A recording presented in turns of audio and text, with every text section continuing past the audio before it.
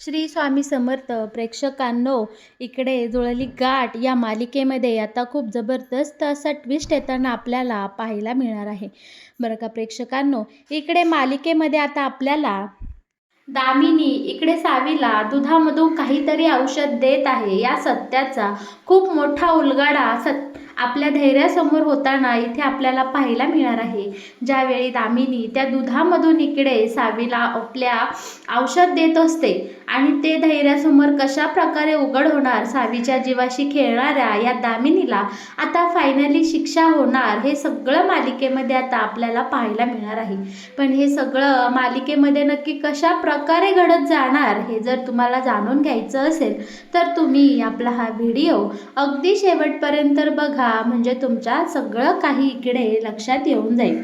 बरं का प्रेक्षकांनो, आता मालिकेमध्ये आपल्याला इकडे सावी खूप हताश झालेली पाहायला मिळणार आहे. आणि बरं का, आता इकडे लगेच सावीच्या मदतीला नेहमीप्रमाणेच तिच्या लाडक्या जावा, बहिणीसारख्या जावा म्हणजे इकडे आता नीता आणि अवंती सावीला भेटायला आलेल्या असतात. आणि इकडे आता त्या बोलत असतात की सावी काय झालं बाळा. तेव्हा आता इकडे सावी यांना सांगू लागलेले असते की वहिनी, रात्री धैर्याला मी सगळं सांगणार होते, मी खूप हिंमत एकवटली पण त्याने माझं काही ऐकलं नाही, कारण ते दारू पिलेले होते. आता इकडे धैर्या दारू पिला हे ऐकून दोघीही जावा इकडे थक्क झालेल्या असतात. नीता आणि आपली अवंती बोलते की धैर्या भाऊजी कधीही पित नाही आणि त्यांना या सगळ्या गोष्टी आवडतही नाही, मग त्यांनी कशी काय इकडे दारू पिली. तेव्हा सावी सांगत असते बरोबर आहे तुमचं, पण माझ्या आजारामुळे किंवा मी बरी होत नाही आणि ते माझ्यासाठी काहीही करू शकत नाही, या सगळ्या गोष्टीमुळे त्यांना इकडे खूप त्रास होत होता आणि म्हणूनच ते प्याले.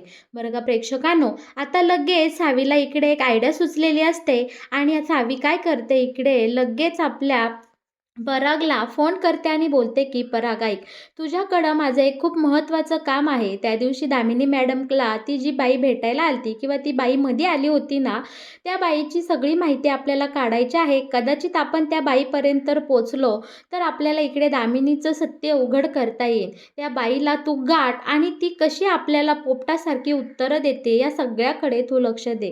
आता इकडे परागही बोलतो, अरे सावी, एवढा मोठा मुद्दा आपल्या लक्षातून कसा बरं गेला. तू अगदी बरोबर बोलते, आपण त्या बाईला शोधलं पाहिजे आणि तिच्याकडनं काहीतरी माहिती मिळते का याचा प्रयत्न केलेला पाहिजे. बरं का, आता इकडे लगेच आपली नीता आणि ही अवंती सावीला बोलत असते की बरोबर त्या दिवशीच आईंच्या सगळ्या सत्याचा उलगडा झाला असता, पण काय करणार, नेमकी ती बाई मध्ये आली आणि आई वाचल्या. यांना कधी त्यांच्या कर्माची शिक्षा मिळणार कोणास ठाऊक, पण लवकरात लवकर यांना त्यांच्या कर्माची शिक्षा मिळाली पाहिजे असं मला सारखं वाटतं. दुसरीकडे मात्र इकडे सावी आपल्या या धैर्याला बोलत असते की अहो, तुम्हाला बरं वाटतंय का. तेव्हा आता इकडे धैर्या बोलतो की सावी, तुला काय माहिती मला बरं वाटतं का नाही. तेव्हा आता इकडे सावी बोलते, रात्री तुमची तब्येत खूप बिघडली होती आणि तुम्ही कसलं औषध पेलं होतं, त्या औषधाचा खूप घाणेरडा वास येत होता. बरं का, आता इकडे खरं तर धैर्याला त्याच्या सगळ्या कृतीची लाज वाटत असते आणि त्याला आठवत असतं की तो रात्री दारू पिला होता. तेव्हा धैर्य बोलतो की ते औषध खूप चांगलं नव्हतं, बॅड होतं आणि परत मी ते औषध पुन्हा कधीही पेणार नाही. बरं का, आता इकडे सावी बोलते की हो हो फ्रेंड, ते औषध तू पेऊ नको, त्याचं खूप बॅड वास येत होता आणि तुला खूप त्याने त्रास झाला ना, मग तू परत ते औषध पिऊ नको. आता धैर्य बोलते की ओके सावी, चल बाळा पहिले आंघोळ करून घे बरं. तर इकडे सावी बोलत असते नाही, मी आंघोळ करणार नाही, कारण मला झोपायचं आहे, मला झोपायचं आहे. आणि सावी मुद्दामून आता इकडे बेडशीटमध्ये आत जाऊन झोपलेली असते आणि धैर्य बोलतो की बरं ठीक आहे, मी आंघोळ करून येतो. आणि सावी इकडे धैर्याला जोरात तिच्या जवळ खेचते आणि छानपैकी दोघेही शेजारी शेजारी झोपलेलं आता आपल्याला इथे पाहायला मिळणार आहे. त्यानंतर धैर्य बोलतं, बरं सावी चल बरं, आता मला खूप उशीर होतोय, मी आवरून घेतो. आणि इकडे आता धैर्याच्या खिशामध्ये नेमका तो मोबाईल असतो, तो सदानंद काकाचा असतो. तेव्हा आता इकडे लगेच आपली सावी बोलते की हा फोन कोणाचा आहे. तेव्हा आता इकडे धैर्याच्या तोंडून निघतं सदा, पण नंतर सावीला पाहून बोलतो की नाही, माझ्या एका मित्राचा आहे, तो चुकून माझ्याकडे आलाय. तेव्हा सावी बोलते की हा नक्कीच फोन तिकडे सदा काकाचा असणार आहे आणि आता मला काहीतरी केलं पाहिजे आणि तो फोन मिळवला पाहिजे. बरं का, आता इकडे छान आपल्याला सावीचा आणि आपल्या धैर्याचा सुंदर अल्लडपणा त्यानंतर इथे पाहायला मिळणार आहे. बरं का प्रेक्षकांनो, आता दुसरीकडे मात्र छानपैकी धैर्य ऑफिसला जाण्यासाठी तयार होऊन आलेला असतो आणि आपली सावी ही सुंदर आता इकडे अंघोळ करून तयार झालेली आपल्याला पाहायला मिळणार आहे. बरं का, आता इकडे दामिनी तिच्या मुख्य प्लॅनकडे वळालेली असते, ते म्हणजे आज काहीही करून सावीला विषाचे 2 थेंब द्यायचे म्हणजे द्यायचे.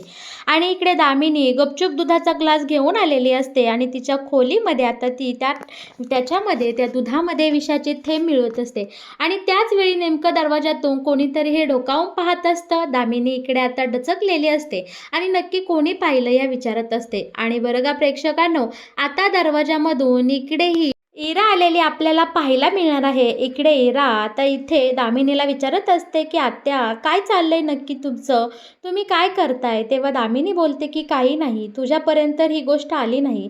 तेव्हा आता इकडे लगेच इरा दामिनीला इमोशनल ब्लॅकमेल करत असते. ठीक आहे, मला नसेल सांगायचं तर नका सांगू, तुम्ही धैर्यांना नक्की सगळं खरं सांगसान. थांबा, मी धैर्यांना आवाज देते. धैर्या, अहो धैर्या, इकडे या, आत्या बघा. तेव्हा आता दामिनी बोलते की आवाज बंद कर, नाहीतर इकडचं मुस्काट तिकडे करेल. आणि ऐक, हे विष आहे आणि ते मला आता सावीला द्यायचं आहे. रोज हळूहळू सावीच्या पोटात हे विष गेलं का 15व्या दिवशी ती तिकडे मरणार आहे. हे ऐकून इकडे इराला मात्र एवढा आनंद झालेला असतो की बास रे बास. इरा बोलते, अगं आत्या, मी तर पहिल्यापासूनच तुला हेच सांगत होते की आपण त्या सावीला मारून टाकू, कायमचं तिला माझ्या धैर्याच्या आयुष्यातून बाजूला करू, पण तुम्ही भारी नको नको म्हणला होतास, मग आता का तयार झाले?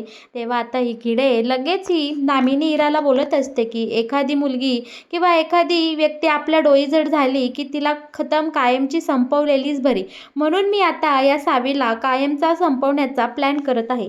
आणि इकडे आता इराला खूप गुदगुल्या झालेल्या असतात आणि इरा दामिनी आता एकत्र येत हा दुधाचा ग्लास घेऊन, बरं का, आता बरोबर जिथे सावी आणि धैर्य असतो तिथे गेलेले आपल्याला पाहायला मिळणार आहे.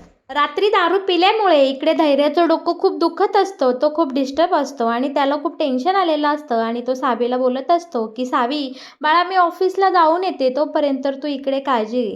तेव्हा आता इकडे सावी बोलत असते की नाही, नको ना फ्रेंड, तू नको ना जाऊ ऑफिसला, मला तुझ्याशिवाय करमत नाही, तू नसला की मला अजिबात आवडत नाही.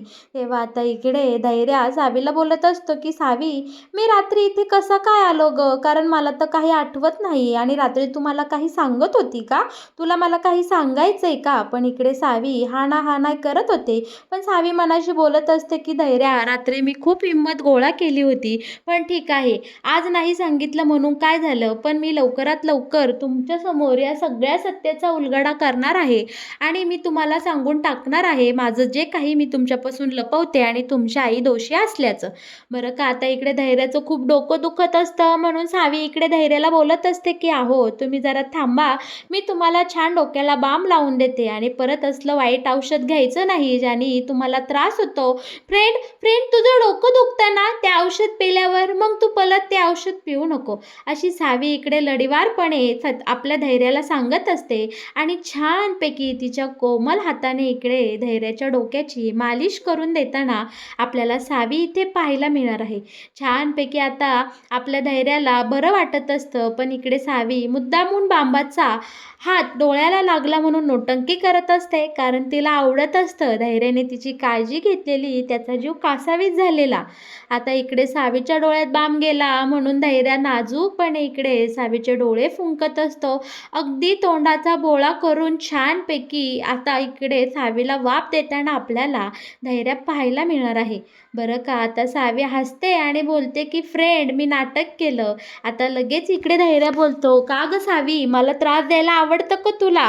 तेव्हा सावी बोलते, अहो रे फ्रेंड, तसं नाही, पण तुझा आजार पळून गेला ना, तुझं डोकं दुखायचं राहिलं ना मला त्रास झाला हे पाहून. तेव्हा आता दोघेही छान हसतात आणि एकमेकांसोबत इथे गप्पा मारत असतात. सावी धैर्याला बोलत असते की मला तुमच्याशिवाय करमत नाही, लवकरात लवकर काम आटपून घरी ये. पण त्याच वेळी लगेच तिथं मुद्दामून दामिनी दुधाचा ग्लास घेऊन आलेली असते, कारण तिने चांगलंच हेरलेलं असतं की जर धैर्याने हे दुधाचा ग्लास सावीला दिला तर सावी हे दूध 100% पिऊन टाकेल. आता इकडे प्रेक्षकांनो, दामिनीला जसं वाटत असतं अगदी तसं घडलेलं असतं. ती दूध घेऊन इकडं सावीकडे आलेली असते. सावी नेहमीप्रमाणे दामिनीला बोलते की मला दूध आवडत नाही, तुम्ही मला दूध देऊ नका. कारण सावी चांगलीच ओळखून असते की दामिनी त्याच्यामध्ये त्या दुधामध्ये काहीतरी वाईट गोष्ट मिसळत आहे, बरं का. पण इकडे दामिनी बरोबर तिचा डाव आखते आणि धैर्याला बोलते की धैर्या बघ बाबा, ही सावी दूध पिईना, तूच तिला दूध दे म्हणजे ती दूध पिऊन टाकेल. आता धैर्याने दुधाचा ग्लास पुढं केल्यावर इकडे सावी एकदा दोनदा नाही म्हणते आणि त्याच वेळी इकडे नीता धावत पळत आलेली असते आणि नीताला चांगलंच माहीत असतं की त्यांची सासू म्हणजे दामिनी त्या दुधामध्ये विष मिसळत आहे.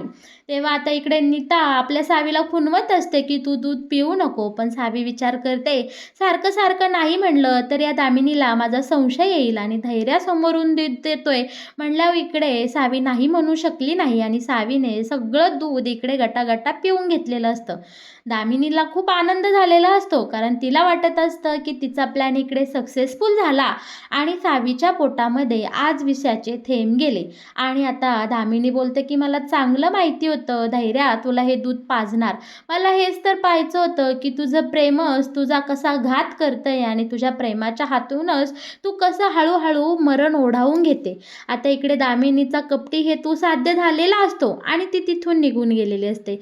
धैर्यालाही ऑफिसला जायचं असतं त्यामुळे तोही आता ऑफिसला निघून गेलेला असतो आणि इकडे आईला आणि नीताला सांगतो की तुम्ही सावीवर लक्ष द्या. आता सावी आणि नीता त्याही तिथून पटकन घाईने निघून जातात आणि बाहेर गेल्यानंतर मात्र सावीला या विषाचा आता थोडा थोडा का होईना त्रास जाणवू लागलेला असतो. सावीला इकडे उलट्या मळमळ सगळं सगळं सुरू झालेलं असतं आणि सावीला होणारा त्रास इकडे नीताला आणि अवंतीला अजिबात पाहवत नसतो. त्यांना सावीचं खूप वाईट वाटत असतं. सावी ते दूध घेतल्यानंतर वरनं उलट्या देत असते पण तिला हे आता सहन होत नसतं. आता इकडे अवंती धावत पवत इकडे धैर्याकडे गेलेली असते आणि धैर्याला सांगितलेलं असतं की सावीची तब्येत खूपच बिघडली आहे आणि ती कशी तरी करते. आता इकडे धैर्य वेळेचं गांभीर्य पाहता अजिबात वेळ दौडत नाही आणि डायरेक्ट डॉक्टरांना घेऊन इकडे धैर्या सावीला चेकअप करण्यासाठी घेऊन आलेला आपल्याला पाहायला मिळणार आहे. आता समोरून डॉक्टर आले म्हणल्यावर इकडे दामिनी ही काही करू शकत नव्हती. आता डॉक्टरांनी सावीला इकडे चेक केलेलं असतं आणि डॉक्टरांनी धैर्याला सांगितलेलं असतं की यांची तब्येत खूपच नाजूक आहे, यांनी नक्की काय घेतलं होतं. तेव्हा आता इकडे लगेच नीता बोलते की सावीने सकाळपासून काही घेतलं नाही, फक्त आईंनी जे दूध आणलं होतं ना तेच पिलं आहे. आता मात्र इकडे धैर्याला आपल्या सावीची काळजी वाटू लागलेली असते. आता धैर्या डॉक्टरांना बोलतो की डॉक्टर नक्की सावीला काय झालं आहे. तेव्हा डॉक्टर इकडे सांगतात की सावीला फूड पॉयझन झालेला आहे, त्या दुधातून नक्कीच तिच्या पोटामध्ये काहीतरी असा पदार्थ गेला आहे की त्यामुळे तिला इतक्या उलट्या आणि असा त्रास होत आहे. आता मात्र इकडे दामिनीची काही हयगत नसते. दामिनीला या सगळ्या प्रकरणाचं खूप टेन्शन आलेलं असतं कारण ती वेळोवेळी डॉक्टरांना सावीला तपासण्यापासून अडवत असते कारण तिला चांगलंच माहिती असते जर हे प्रकरण डॉक्टरांकडे गेलं तर डॉक्टर एका क्षणात सांगेल की सावीच्या पोटात रोज हळूहळू विषप्रयोग होत आहे आणि ती लवकरात लवकर मरणार आहे किंवा तिच्या तब्येतीची खूप काही हेळसांड होणार आहे. आता इकडे डॉक्टरांनी आपल्या धैर्याला सावधानतेचा इशारा केलेला असतो आणि आता आपल्या डॉक्टरांनी सावीचे रिपोर्ट एका चांगल्या लॅबमध्ये पाठवलेले असतात आणि इकडे धैर्याला सांगितलेलं असतं की ते रिपोर्ट जेव्हा येतील तेव्हा आपल्याला या सगळ्या सत्याचा उलगडा होईल की नक्की यांना कशामुळे इतका त्रास झाला किंवा यांना फूड पॉयझन नक्की कशामुळे झालेलं आहे. बरं का प्रेक्षकांनो, इकडे मात्र आता दामिनीच्या पायाखालची जमीन हादरलेली असते आणि आपला धैर्या इकडे आता दामिनीला खूप बडबड करत असतो, बोलत असतं की आई तू नक्की त्या सावीला दुधामधून काय दिलं की ते दूध पिल्यानंतर सावीला इतका सारा त्रास होऊ लागलेला आहे. आता रिपोर्टमध्ये तर आपल्याला कळेलच की नक्की सावीचं काय झालं किंवा त्या दुधातूनच काही त्रास झाला का. पण आई तू जर काही चुकलं असेल किंवा तू काही केलं असेल तर आत्ताच्या आत्ता मला सांगून टाक बरं. पण इकडे दामिनी अजिबात तिचा गुन्हा कबूल करायला तयार नसते पण ती इकडे जाम घाबरलेली असते कारण तिचं सत्य कधीही कुठल्याही क्षणी आता फुटलं जाणार असतं. बरं का प्रेक्षकांनो, आता आपली सावी धैर्याला बोलत असते की अहो धैर्या फ्रेंड, मला काही होणार नाही ना, मी मरणार नाही ना, मला काय होतंय, त्या दुधात नक्की काही मिक्स केलं नव्हतं ना. आता इकडे सावी मुद्दामून दामिनीला बोलत असते की ह्याच बाईने मला काहीतरी दुधातून दिलं आणि म्हणून मला त्रास झाला. आता इकडे सावी तिच्या बालिशपणाचा चांगला फायदा उचलत असते आणि तिने धडाधड आता इथे दामिनीवर आरोप केलेले आपल्याला पाहायला मिळणार आहे. आता इकडे दामिनी तर घाबरलेली असते, पण धैर्यालाही थोडी थोडी कुणकुण लागलेली असते की नक्कीच त्या दुधापासूनच काहीतरी झालं. आणि अखेरीस इकडे डॉक्टरांचे आता रिपोर्ट आलेले असतात आणि रिपोर्टनुसार सावीवर त्या दुधातून विषप्रयोग केल्याचं सत्य सगळ्यांसमोर उघड झालेलं आपल्याला पाहायला मिळणार आहे. आता इकडे दुधातून विषबाधा झाली हे सत्य धैर्यासमोर आल्यानंतर धैर्याने आता डायरेक्ट इकडे दामिनीला समोरासमोर घेऊन सावीसमोर जाब विचारलेला असतो की आई, नक्की हा काय प्रकार आहे? दुधामधून विषबाधा झाली याचा अर्थ नक्की काय? म्हणजे तू त्या दुधामधून सावीला काहीतरी मिक्स करून दिलं होतं का? आई, तू अशी का वागलीस? नक्की तुझा काय हेतू होता? तुला सावीला कायमचं मारून टाकायचं होतं का? इकडे आता धैर्याने दामिनीवर अशी जबरदस्त प्रश्नांचा मारा केलेला असतो की दामिनीची फार इकडे बोलती बंद केलेली आपल्याला पाहायला मिळणार आहे. आणि इकडे धैर्या सावीच्या या संपूर्ण अवस्थेला आता दामिनीला कशा प्रकारे धारेवर धरणार आणि तिला नक्की काय शिक्षा देणार हे सगळं प्रेक्षकांना आपल्याला मालिकेमध्ये सुंदर पद्धतीने बघायला मिळणार आहे. तर मग प्रेक्षकांनो, कसा वाटला तुम्हाला इकडे या जुळली गाठ या मालिकेत येणारा हा नवीन ट्विस्ट? या मालिकेचे असेच नवनवीन अपडेट जर तुम्हाला सगळ्यात आधी जाणून घ्यायचे असतील तर तुम्ही आपल्या चॅनलला नक्की सबस्क्राईब करा आणि आपल्या व्हिडिओला लाईक केल्याशिवाय अजिबात कुठे जाऊ नका. धन्यवाद.